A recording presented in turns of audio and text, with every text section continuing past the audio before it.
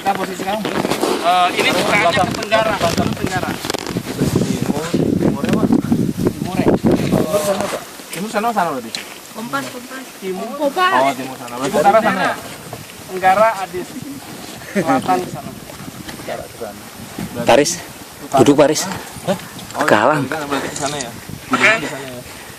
Ada Gunung Galunggung yang besar.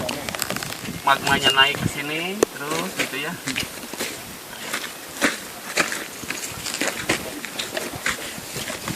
Oh, Pak Dede berminat banget ya. Terus, nah dalam gunung api pun ada penyelewengan. Lingkup ya? Ada. Korupsi di mana-mana ya. Wah, ada benar.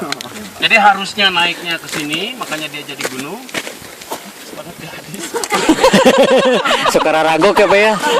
Imajinasinya tinggi. Letter O soalnya. Enggak mau bersih. Enggak Pak. Serius Pak. Jangan diganti sama kamu. Kalau diganti gua mundur lagi nih. Ini saya motor nih. Oke, lihat ya. Awalnya ke sini pakai tangan. Perasaannya beda. Serius asli yang di depan. Tapi ada tapinya. Lalu ke sini tersumbat mati gitulah. Jadi ketika datang magma baru, dia nggak kuat untuk mendobrak yang sudah menjadi lava. Jadi ini sudah menjadi sumbat. Lalu dia nyeleweng ke kanan. Ada apa Pak kira-kira? Ke samping. Karena ini terlalu kuat Pak. Di rumah berarti Pak ya? Sebelah sini lemah. Ada bidang lemah. Makanya dia berbelok ke sini. Kosong semua. Tanya, gue bukan orang IPA. Gue tanya, gue udah tahu. Tapi dari matamu kosong. Saya ngomong gitu. Maafkan saya. Saya akan mengulanginya lagi. Itu harus ada pengakuan dosa. Pas belok ke sebelah sini, bidang ini menjadi bidang yang labil. Pindah aja ke RT itu. Lalu jangan tekanannya terus ke sini, ya. Maka bagian inilah yang akan menjadi bidang longsor. Yang ke arah tenggara tadi. Yang merah ya? Merah yang tengah aja Pak, yang merah ntar direkam. Lalu saya Pak. Maka terjadi letusan ke sini. Bias. Itulah yang disebut letusan samping. 1, 2, 3. Bukan dari ininya ya. langsung. Itu makanya bentuknya yang dinding lama itu seperti tapal kuda begini. Seperti tapal kuda. Nanti kita pas pulang, dinding sebelah sana akan kelihatan yang dialiri oleh Ciburu. Ini jatuh semua, bidang longsorannya ke sini, yang maha dahsyat, besar, bergerak terus ke sebelah sini. Udah banyak Pak. Ini bagian yang runtuh tadi karena tekanan dari letusannya.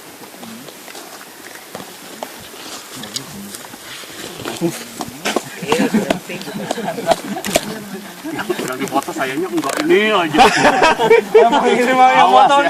Awas ya. Gue tahu sih Pak. Kerasa. Nah, gitu ya. Jadi ada lahar.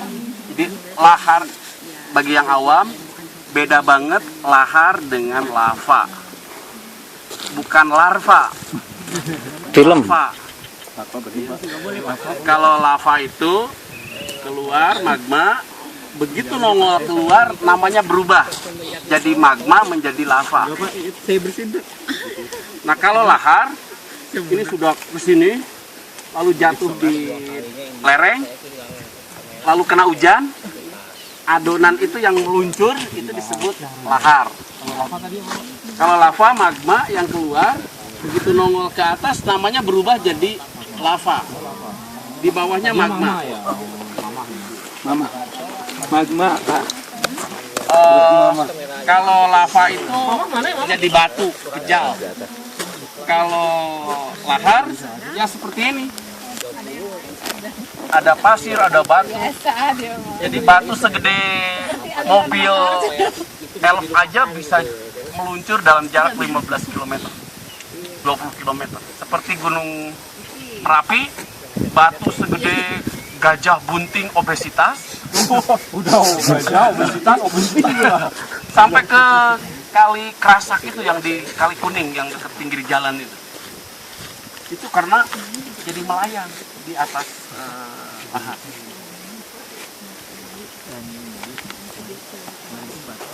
Nah, setelah longsoran besar, lalu ada lava yang segede-gede kerbau, segede-gede gajah, kecil. Lalu ada abu, lalu ada pasir, lalu terkena hujan. Lalu terkena hujan, itulah yang akan membentuk menjadi bukit-bukit kecil yang oleh para ahli zaman Belanda disebut perbukitan 10.000 di Tasikmalaya.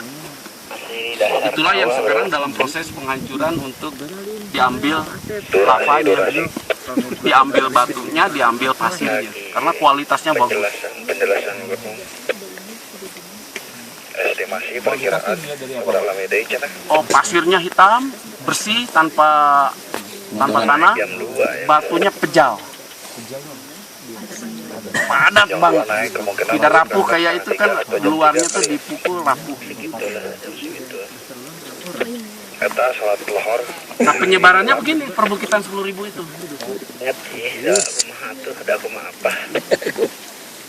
Kayaknya kok lain. Tuas. Kopi mau soal apa tuh beres apa? Aku terpegang katanya. Ini ya, penyebarannya tuh mau nyampe Tasik sini, perbukitan 10.000, besar. Jumlahnya sih enggak 10.000, seperti yang ditulis itu kan cuma berapa, dan sekarang pasti tinggal sedikit lagi karena sudah banyak ditambang. Nah, mengapa penting bagi mitigasi? Ini perbukitan ini penting bagi kota Tasikmalaya yang penduduknya sudah padat banget. Siapa yang Tasik Sepulo ya? Ini sekarang di sini tuh penduduknya banyak banget. Jadi kalau ini berulang, letusan ini berulang laharnya ke sini, tertahan oleh bukit ini. Nah, sekarang bukitnya sebagian udah dirusakin. Ya wajar lah. Ya bagian dari risiko yang harus ditanggung. Jadi sebetulnya kita pengen ini dikonservasi, pengen apa, bukan semata-mata ini harus dikonservasi untuk ilmu, bukan, tapi lebih jauh lagi adalah untuk kemanusiaan. Jadi ini sebagai benteng alami. Jadi kalau ada dari sini, saya tertahan. Gitu ya, itu hal yang seringkali dianggap, letusan Galunggung entah berapa tahun lagi, hidup itu sekarang, jadi jual aja gitu ya misalnya. Luar biasa, bisa jadi haji berapa kali.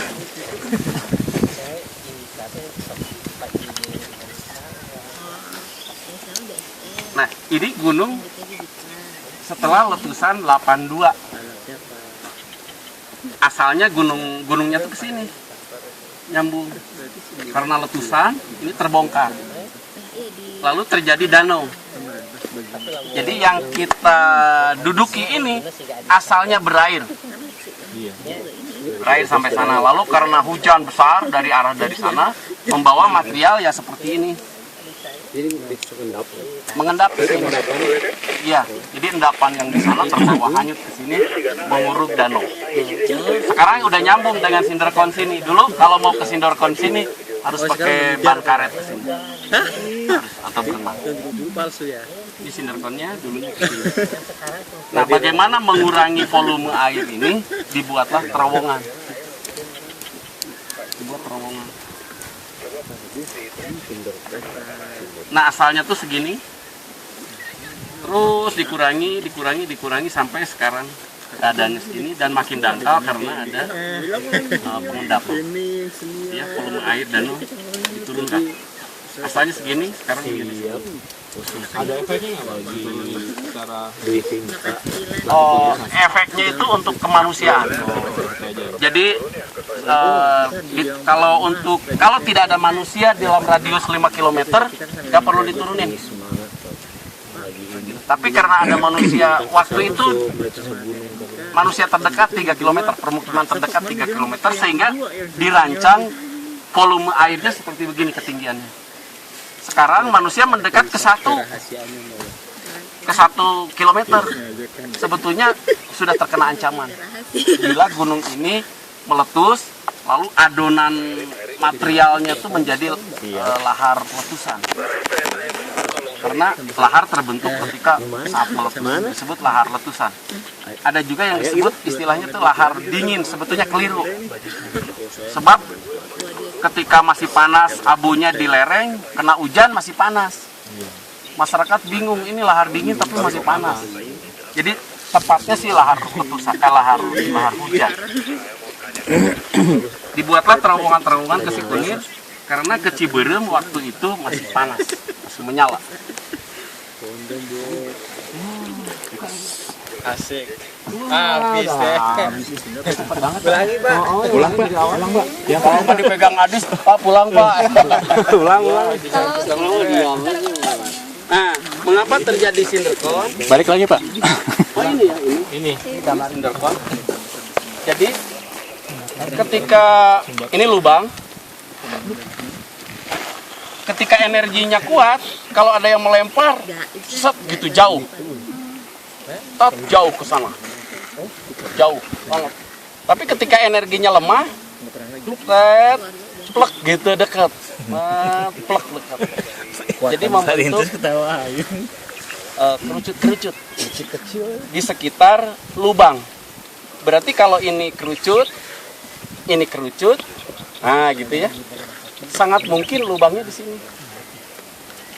Loncat, plek, jadi membentuk kerucut. Jadi lubangnya di antara sinderkon itu ya, di antara kerucut.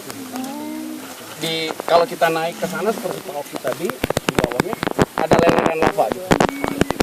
Biasanya itulah fase akhir dari sebuah gunung api kalau udah habis energinya habis, leler gitu. Kacai, tepis cok gitu. Oke, sinderkon gitu ya. Jadi ketika energi habis, material dari bawah masih ada, lempar di pinggir sekitar itu. Kalau karena dari efek debit air tadi diturunkan Pak, untuk letusannya sendiri jadi lebih lemah atau Tidak pengaruh. Letusan itu dipengaruhi diantaranya gas yang ada di dalam. Makin besar gasnya, biasanya kalau asam, nah itu daya lontarnya makin. Seperti kita manusia, kalau perutnya di dalam perutnya asam, kentut terus ya? kalau nggak kentut, sendawa, bisa muntah, bisa mencret. Gitu. Nggak ada bedanya. Jadi perut itu miniatur alam. Miniatur alam. Luar biasa nih, miniatur alam. Jadi untuk mengurangi kadarnya, ya minum air teh panas gitu ya, biar sendawa. Gitu. Oke, ada lagi? Bisa. Kalau mau muncul. Biasanya begitu, muncul tekanannya terus gitu ya. Jadi proses alam itu evolutif, tidak seperti keinginan manusia. Kalau keinginan manusia kan pengen kaya, besok kayaknya kaya banget gitu. Kalau alam evolutif, dikit-dikit kaya jadi PNS. Tapi hancurnya juga bisa sedikit-sedikit, bisa sekali. Siap. Pak, kan ini masih aktif ya? Masih aktif banget. Banyak sulfur itu. Sementara air yang dialirinya kadang Singaparna banyak jadi bentuk tamat. Ada pengaruh nggak buat makanan terus asupan gimana sih? Ya, jadi kalau di sini hidup ikan, aman lah ke sana. Kan penduduk bagus tuh, penduduk nyimpen ikan di sini sebagai indikator. Jadi penduduk itu lebih cerdas sebetulnya.